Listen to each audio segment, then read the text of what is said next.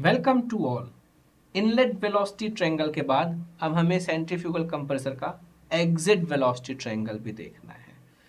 तो exit velocity triangle देखने के लिए हमें पता है कि ब्लेड के तीन शेप्स अपने पास अवेलेबल हैं। पहला फॉरवर्ड कर्व्ड ब्लेड्स, दूसरा बैकवर्ड कर्व्ड ब्लेड्स, तीसरा तीसरा रेडियल ब्लेड्स। तो ध्यान देते हैं,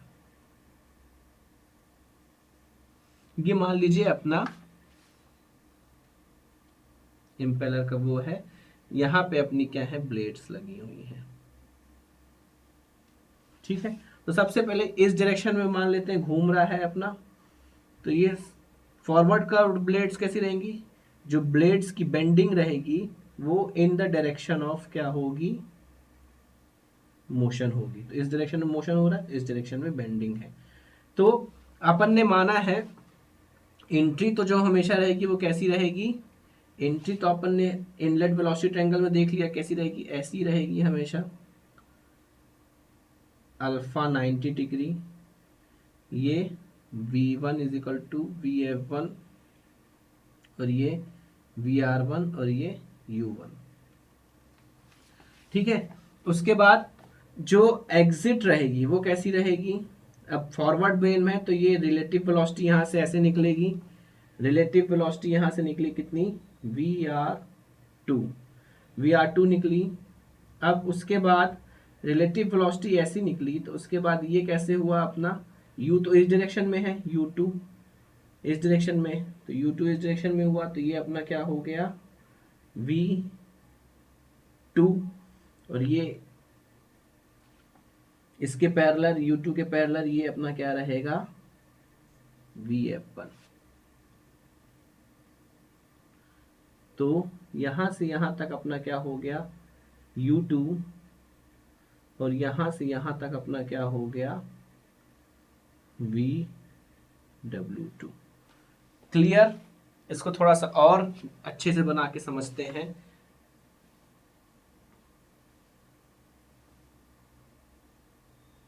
ये आपकी फॉरवर्ड कर्व्ड ब्लेड्स है, इस डायरेक्शन में मूव कर रही हैं। ये आपका तो सबका सेम रहेगा ऐसा।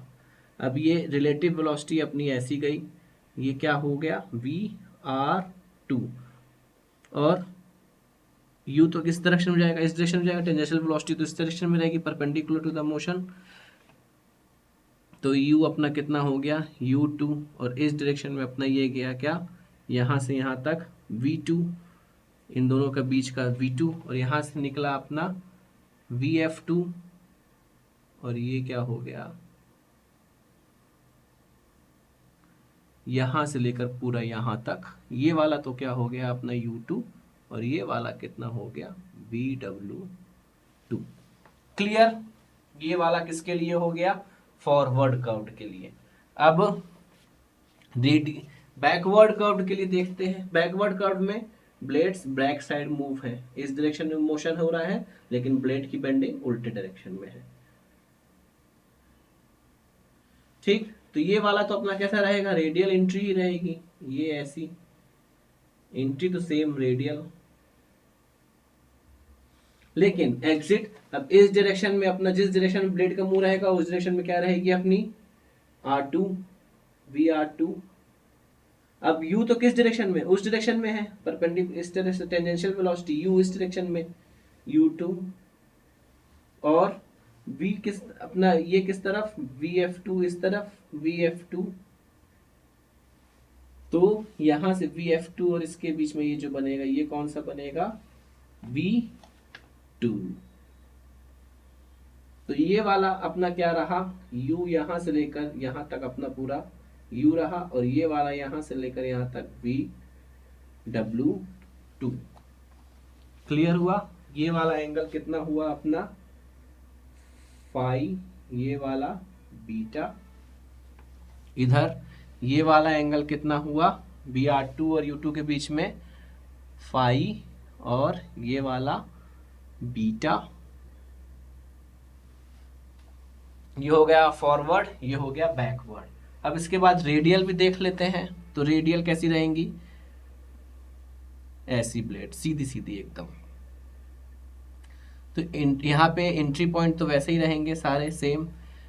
एग्जिट पॉइंट कैसे रहेंगे, ये रेडियल है, जिस डायरेक्शन में मूव रहेगा उस डायरेक्शन में अपना क्या निकला VR2, U इस डायरेक्शन में है तो U2, और यहाँ से अपना ये क्या आ गया V2। ठीक, तो ये वाला कितना हो गया अपना फाई, ये वाला कितना बीटा। ध्यान देने वाली बात है कि फाई क्या है, एग्जिट ब्लेड एंगल है। फाई क्या है, exit blade angle from impeller. Phi is greater than 90 degree, मतलब ऑब्ट्यूज।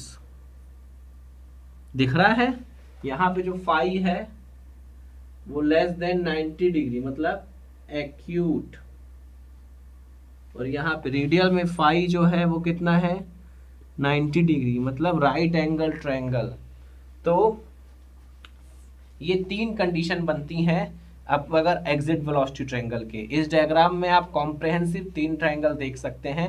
इसमें B2 जो है, फाई को जो B2 से डिनोट किया गया है और बीटा को अल्फा 2 से, वो अलग अलग बुक्स में अलग अलग टर्मिनोलॉजीज है। अपन ने ये टर्मिनोलॉजीज यूज करी तो अपन यही टर्मिनोलॉजीज लेके चलेंगे। कहने की बात ये है कि एग्जिट वेलोसिटी ट्रायंगल जो है वो डिपेंड करेगा कौन सी ब्लेड अपने पास है। आपको क्वेश्चन में देखना पड़ेगा कौन सी ब्लेड है, उस हिसाब से आपको एग्जिट वेलोसिटी ट्रायंगल बनाना पड़ेगा। अब कौन सी ब्लेड कब इस्तेमाल होती है ये भी जान लेते हैं। जो फॉरवर्ड ब्लेड है वो इस्तेमाल होती है कब, जब हाई प्रेशर रेशियो चाहिए हो अपने को, तब फॉरवर्ड का ब्लेड अपन लोग इस्तेमाल करते हैं। फिर उसके बाद जब हाई इफिशियंसी चाहिए हो अपने को, तब कौन सी ब्लेड इस्तेमाल करते हैं, बैकवर्ड कर्व्ड ब्लेड इस्तेमाल करते हैं। इफिशियंसी जो रहती है इसमें ज़्यादा रहती है, प्रेशर रेशियो जो रहता है इसमें ज़्यादा रहता है। तो रेडियल कब कब इस्तेमाल होती है, फॉर जब हाई स्पीड अपने को, जब आरपीएम ज़्यादा हो, आरपीएम ज़्यादा चाहिए, मतलब एन ज़्यादा चाहिए, तो बहुत तेज़ी से घूमने के लिए जब इस जहाँ पे पर्पज और रोटेशनल स्पीड बहुत ज़्यादा हो वहाँ पे रेडियल ब्लेड इस्तेमाल करते हैं। ठीक, अब क्यों इस्तेमाल करते हैं रेडियल ब्लेड, जब बहुत तेजी से इस्तेमाल घूमना हो, तो उसका भी एक कारण है। कर्व्ड ब्लेड्स जो हैं, ये दोनों कर्व्ड हैं, ये दोनों कर्व्ड हैं, ये स्ट्रेट है। कर्व्ड ब्लेड्स जब घूमेंगी तो ये क्या करती हैं, बेंडिंग मोमेंट क्रिएट करती हैं। और अगर हाई स्पीड में घुमाएंगे तो हाई बेंडिंग स्ट्रेसेस जो होगा इसमें क्या होगा, क्रिएट होगा। और हाई बेंडिंग स्ट्रेसेस के कारण इसका जो ब्लेड का प्रोफाइल है वो डिस्टर्ब हो सकता है, डिस्टॉर्टेड हो सकता है। ठीक है, अब कंप्रेसर को जब, लेकिन ऐसी रिक्वायरमेंट तो है जहाँ पे बहुत हाई स्पीड में रोटेट कराना, जैसे कि एयरक्राफ्ट्स हो गए, वहाँ पे बहुत हाई स्पीड में रोटेट कराना है, तो बहुत हाई स्पीड में रोटेट कराने के लिए कर्व्ड ब्लेड की जगह स्ट्रेट ब्लेड यूज करते हैं, जहाँ पे बेंडिंग स्ट्रेसेस नहीं आती, जिससे बेंडिंग स्ट्रेसेस के कारण ब्लेड की प्रोफाइल डिस्टेरिएट नहीं होती है। इसलिए एयरक्राफ्ट में जहाँ पे हाई आरपीएम में अपने की जरूरत है वहाँ पे रेडियल ब्लेड इस्तेमाल की जाती है। बैकवर्ड ब्लेड इस्तेमाल की जाती है जहाँ पे हाई एफिशिएंसी चाहिए हो, और वाइड ऑपरेटिंग रेंज में बैकवर्ड कर्व्ड इस्तेमाल की जाती है, और फॉरवर्ड कर्व्ड इस्तेमाल की जाती है जहाँ पे हाई प्रेशर रेशियो चाहिए हो, और नैरो ऑपरेटिंग रेंज के लिए फॉरवर्ड कर्व्ड इस्तेमाल की जाती है। कुछ और चीजें हैं देख लेते हैं। प्रेशर डेवलप्ड, इस एक्सिस में प्रेशर डेवलप्ड, और यहाँ पे आपका मास फ्लो रेट m डॉट। अब तीनों ब्लेड के लिए जैसे जैसे मास फ्लो रेट बढ़ेगा तो प्रेशर डेवलप्ड में क्या असर पड़ेगा, रेडियल ब्लेड में तो प्रेशर डेवलप्ड सेम रहेगा, चाहे कितना मास फ्लो रेट बढ़ा लो प्रेशर डेवलप्ड सेम रहेगा। फॉरवर्ड कर्व्ड ये रेडियल हो गई, रेडियल मतलब phi is equal to 90 degree. Forward curved में जैसे जैसे मास फ्लो रेट बढ़ेगा वैसे वैसे प्रेशर डेवलप्ड जो रहेगा वो बढ़ता रहेगा, phi greater than 90 degree. Backward curve में जैसे जैसे मास फ्लो रेट बढ़ेगा तो प्रेशर डेवलप्ड जो रहेगा वो क्या होगा, गिरेगा। ये बैकवर्ड कर्व के लिए हो गया। उसके बाद पावर रिक्वायर्ड, पावर रिक्वायर्ड के लिए भी देख लेते हैं मास फ्लो रेट के साथ। ये पावर रिक्वायर्ड, ये mass flow rate. Power required जैसे जैसे मास फ्लो रेट बढ़ाएंगे फॉरवर्ड के लिए पावर रिक्वायर्ड बढ़ेगी, phi greater than 90 degree. Backward के लिए पावर रिक्वायर्ड कम होगी, फाई लेस देन 90 डिग्री। इसी कारण से इसकी एफिशिएंसी क्या रहती है, ज़्यादा रहती है। और रेडियल के लिए लीनियर रिलेशन रहेगा, रेडियल ब्लेड के लिए phi is equal to 90 degree. तो ये रिलेशन हो गया किसके, मास फ्लो रेट के साथ वेरिएशन में प्रेशर डेवलप्ड और power required in this blade. एक और रिलेशन होता है हेड और डिस्चार्ज के बीच में, वो भी देख लेते हैं। ये आपका डिस्चार्ज Q, ये आपका हेड H।